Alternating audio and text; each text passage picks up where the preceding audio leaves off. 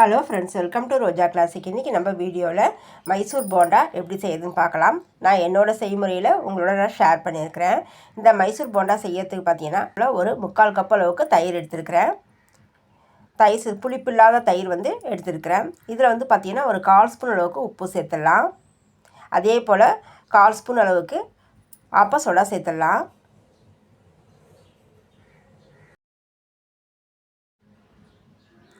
இப்போ நம்ம உப்பு ஆப்ப சோடாலாம் தயிரில் சேர்த்துருக்குறோம். இதை நல்லா நம்ம கலந்து விட்டுடணும்.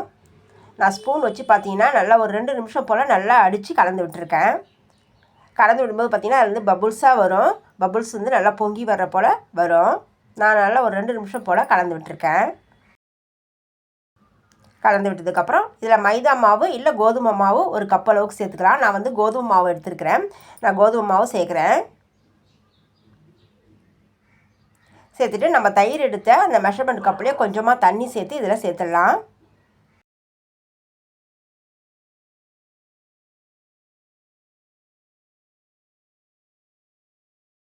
அடுத்து ஒரு 1/2 ஸ்பூன் அளவுக்கு எண்ணெய் சேர்த்துடலாம். அடுத்து இப்போ எல்லாத்தையும் நல்லா நம்ம மிக்ஸ் பண்ணி விடணும். மாவு கட்டிப்படாமல் கலந்து விடணும். நம்ம தயிர் தண்ணியெல்லாம் சேர்த்துருக்குறோம். இப்போ இந்தளவுக்கு கலந்து விட்டதுக்கப்புறம் இதில் மறுபடியும் ஒரு 1/2 கப் அளவுக்கு தண்ணி சேர்க்கலாம். நான் பாருங்கள் இந்தளவுக்கு தண்ணி எடுத்துருக்கேன். இதை நம்ம கொஞ்சமாக தண்ணி சேர்த்து நம்ம மறுபடியும் நம்ம கலந்து விடலாம்.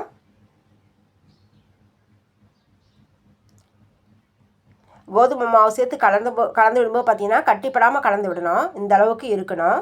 நான் மறுபடியும் மீதி இருக்கிற தண்ணியுமே உள்ளே சேர்த்துடுறேன்.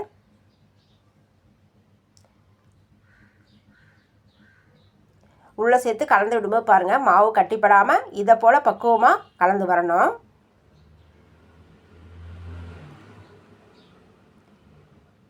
நல்லா ஒரு 2-3 நிமிஷம் போல் இது போல் நல்லா மாவு நல்லா அடித்து கலந்து விடணும்.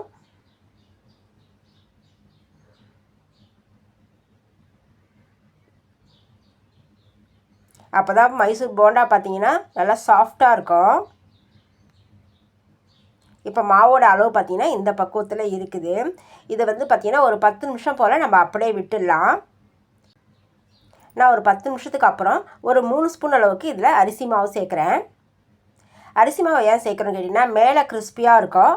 அதுக்காக நான் அரிசி மாவு சேர்க்குறேன். உள்ளே சாஃப்டாக தான் இருக்கும்.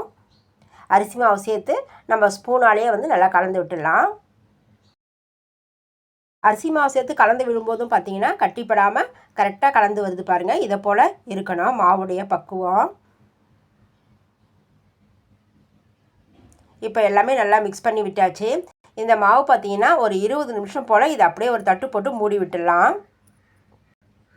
ஒரு 20 நிமிஷத்துக்கு அப்புறம் ஓப்பன் செஞ்சிங்கன்னா மாவு பார்த்திங்கன்னா லேசாக பொங்கி வந்திருக்குது பாருங்கள்.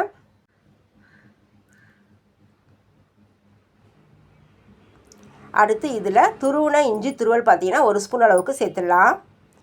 அதே போல் பொடியாக நறுக்கின பச்சை மிளகாய் சேர்த்துக்கலாம். பொடியாக நறுக்கின கருவேப்பிலையும் மல்லித்தழையும் சேர்த்துடலாம்.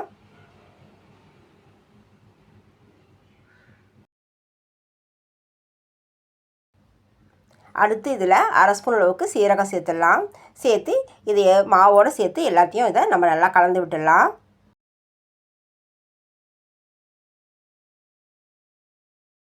இப்போ போண்டா போடுறதுக்கான மாவு பார்த்திங்கன்னா ரெடி ஆகிடுச்சு. அடுத்து நான் பேன் வச்சுருக்கேன். பேனில் எண்ணெய் நல்லா ஹை ஃப்ளேமில் வச்சு சூடாக்கிட்டு நம்ம போண்டா உள்ளே சேர்த்ததும் நம்ம மீடியம் ஃப்ளேமில் வச்சிடணும். நான் கொஞ்சம் மாவு உள்ளே சேர்த்து செக் பண்ணுறேன். டக்குன்னு மேலே எழும்பி வருது பாருங்கள். இந்த பக்குவத்தில் சூடு இருக்கணும். இப்போ நான் கரண்டியில் தான் இந்த போண்டாக்கான மாவு உள்ளே சேர்க்க போகிறேன். பேனில் நான் கொஞ்சமாக அந்த கரண்டியை எண்ணெயில் நினச்சிட்டு இப்போ மாவை இதோட எடுத்து நான் உள்ளே சேர்க்குறேன். டக்குன்னு மேலே எழும்பி வருது பாருங்கள். இப்போ நம்ம மீடியம் ஃப்ளேமில் வச்சுட்டு இதை நம்ம ஸ்லோவாக வேக வச்சு எடுக்கணும். கோதுமை மாவு பார்த்திங்கன்னா ரொம்ப டைம் எடுக்காதுங்க. ஒரு 3 நிமிஷத்துலேருந்து ஒரு 4 நிமிஷத்துலேயே நல்லா வெந்து வந்துடும். நம்ம ரொம்ப மீடியம் ஃப்ளேமுக்கும் கொஞ்சம் கம்மியாக வச்சுருக்கிறதால கொஞ்சம் வெந்து கலர் மாதிரி வர்ற வரைக்கும் கொஞ்சம் நேரம் நம்ம வெயிட் பண்ணணும்.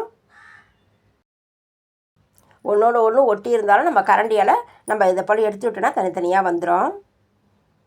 இது நல்லா கலர் மாதிரி வரணும். நல்லா மாவு நல்லா வெந்து வரணும். நல்லா செவந்து வர்ற வரைக்கும் வேக விடணும். நல்லா ஒரு பக்கத்துலேருந்து மறுபக்கம் நான் நல்லா திருப்பி விடுறேன்.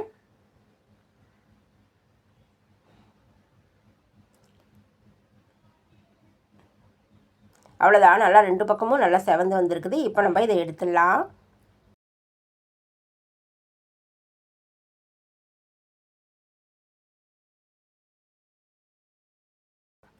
இதே போல் நான் மீதம் இருக்கிற மாவையும் பார்த்தீங்கன்னா சுட்டு எடுத்துடுறேன்.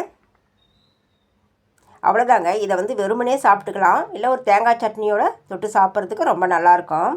என்னோடய செய்முறையில் இந்த மைசூர் போண்டா பார்த்திங்கன்னா ரொம்ப சாஃப்டாகவும் மேலே நல்லா ஒரு லேயர் பார்த்திங்கன்னா கொஞ்சம் கிறிஸ்பியாகவும் இருக்கிற போல் சாப்பிட்றதுக்கு ரொம்ப டேஸ்ட்டாக இருந்தது. என்னோடய செய்முறையை உங்களோட நான் ஷேர் பண்ணியிருக்கிறேன். உங்களுக்கு என்னோட இந்த வீடியோ பிடிச்சிருந்ததுன்னா நிறைய லைக் பண்ணுங்கள், நிறைய ஷேர் பண்ணுங்கள். ரோஜா கிளாசிக் சேனலோட மற்ற வீடியோஸும் போய் பாருங்கள். உங்களுக்கு பிடிச்சிருந்ததுன்னா சப்ஸ்கிரைப் பண்ணுங்கள்.